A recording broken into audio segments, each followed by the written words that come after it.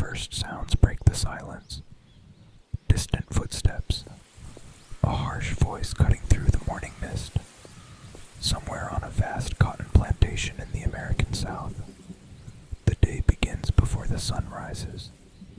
Inside a small wooden cabin, a group of people stirs. Not from rest, but from routine. Another day of endless labor awaits. This is not freedom. This is not choice. This is slavery. In this journey, I will take you into the daily life of enslaved people on a cotton plantation. What did their mornings look like? How did they work? How were they punished? And how did they care for one another? How did people hold on to hope in a system designed to break them?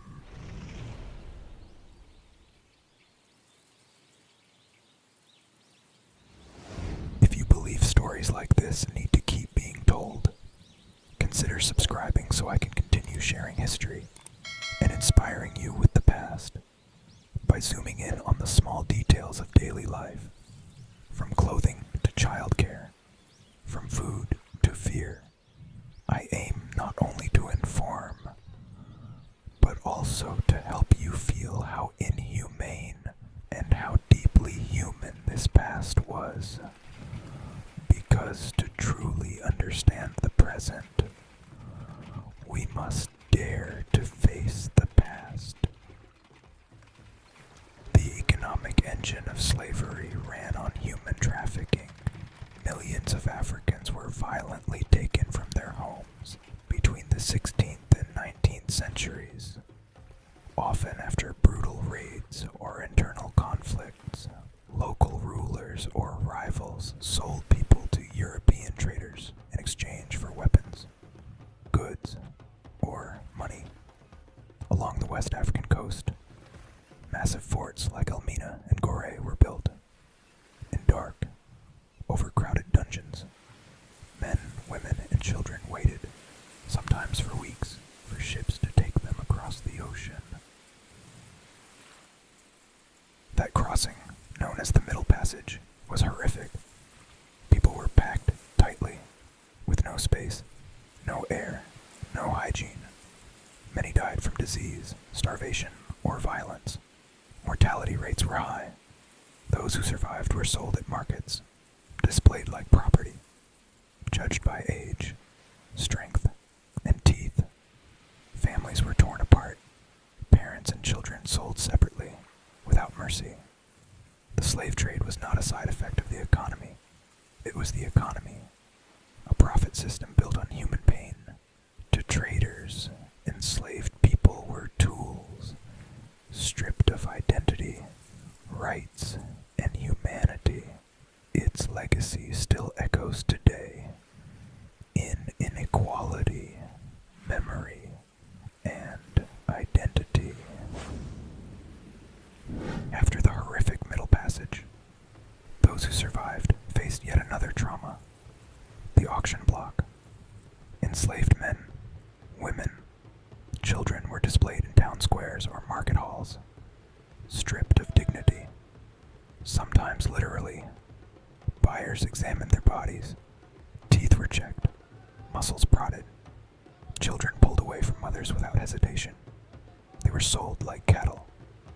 Advertisements listed them by age, skills, and temperament, as if they were products.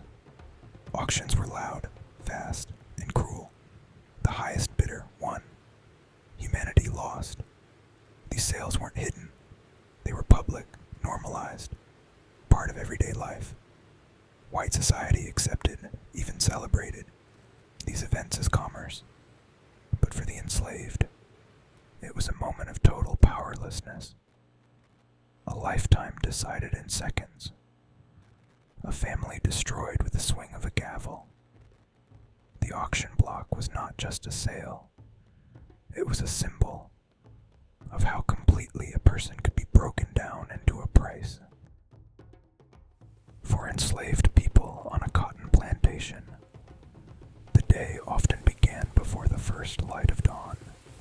A shrill bell, or the harsh shouting of an overseer, marked the start. Waking up was not a choice. No alarm clock was needed. The routine was etched deep into their bodies. Quickly, often still half asleep, children were dressed.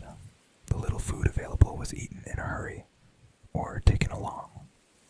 Breakfast, cornmeal porridge, cornbread, or leftovers from the night before. Rest, rarely an option. Then the real work began. In rough, worn-out clothes, often too small or full of holes. The days were long and exhausting. From the first light of dawn until the sun disappeared, they worked with barely any rest. During harvest season, the hours stretched even further. The labor was physically harsh and repetitive. Each morning, workers were lined up, handed a basket or sack, and told to pick as fast as possible without damaging the cotton plant. But the cotton stems were sharp.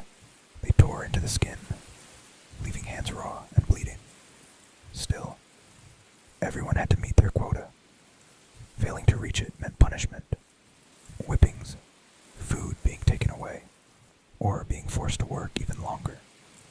Injuries were common. Back pain, swollen fingers, burning eyes from dust and pollen. Muscles tore, joints swelled. But complaints didn't matter. Those who couldn't keep up were treated as worthless, and the threat of punishment was always present, like a shadow over every step. Overseers watched closely. Punishment was swift, for slowing down, showing fatigue, or resisting. Some whispered to each other, others sang work songs and spirituals to ease the pain and keep hope alive. Not all were in the fields. Some worked in the big house, as servants or nannies, less physical, but deeply humiliating under the owner's constant eye. Others were skilled workers, blacksmiths, carpenters, handlers, but it was still forced labor. No pay, no choice, no voice, and no relief in the daily grind.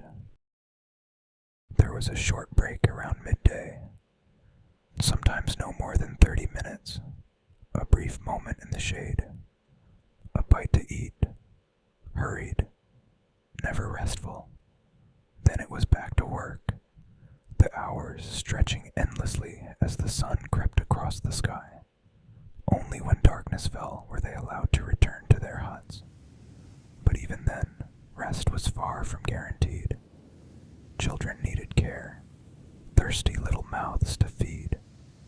Buckets had to be filled, water carried, chores done. Always something waiting, even after the labor of the day had ended. Surveillance was constant. Even after dark, overseers and patrollers watched everything.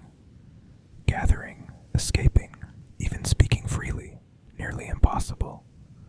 Control was the foundation, not just through guards, but through daily life, movement, behavior, even food were tightly restricted. Any form of delay, or so-called disobedience, could lead to physical punishment. Overseers were armed, whips, guns, sticks, always ready for use. The slave owner had complete control over the fate of the people on his land. To him, they were not human, but property. Whippings were the most common form of punishment, often carried out publicly, to set an example. In other cases, people were chained, locked up. Women were especially vulnerable, victims of sexual exploitation and rape, without protection, without rights. On some plantations, production quotas were enforced, a set number of pounds of cotton to be picked each day. Those who failed to meet the quota were punished or humiliated. Sometimes, people were compared to one another as if it were a competition, a sick game, one that stripped away dignity, broke spirits, and destroyed everything that made them human. Slavery wasn't just brutal oppression, it was a global economic engine.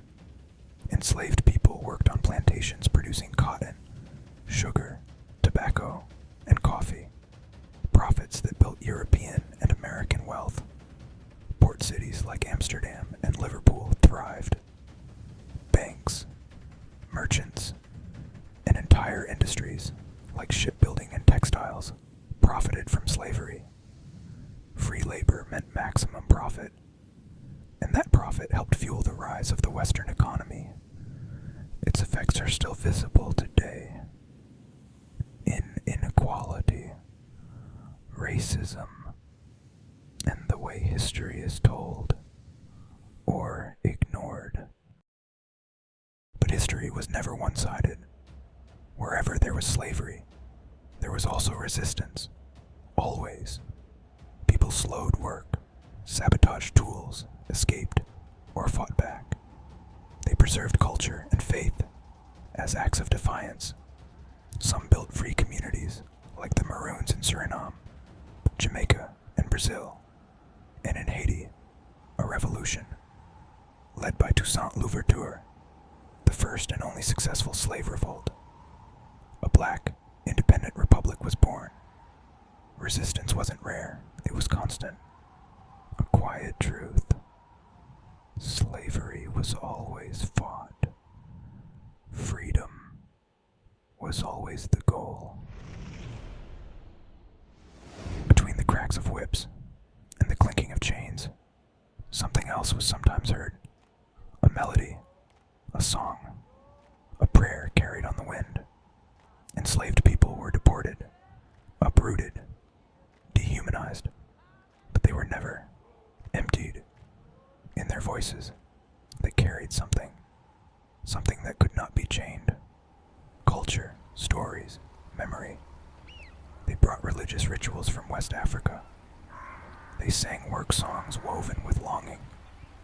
They gave their children names full of meaning, softly spoken in the dark. In secret, they crafted instruments. They improvised meals from scraps. They wove their identity into everything that remained. Sometimes in gestures, sometimes in patterns on cloth, sometimes in silent prayer. It was a form of resistance, a way to remember themselves, to hold on to one another in a world that tried again and again to pull them apart. Cultural resilience was not a luxury. It was survival. But even this resilience was tested by the harsh realities of family life under slavery, marked by pain and deep uncertainty. Family life was shattered by more than just physical oppression. Slavery tore at the very fabric of relationships. Enslaved people rarely had control over their own lives, let alone their families or connections to loved ones. Under slavery, families lived in constant fear of being torn apart. Parents, children, siblings could be sold at any moment, without warning. But even when people weren't related by blood, they became family in captivity. In the harshest conditions, communities formed. People looked after one another. Mothers often cared for not just their own children, but also for others.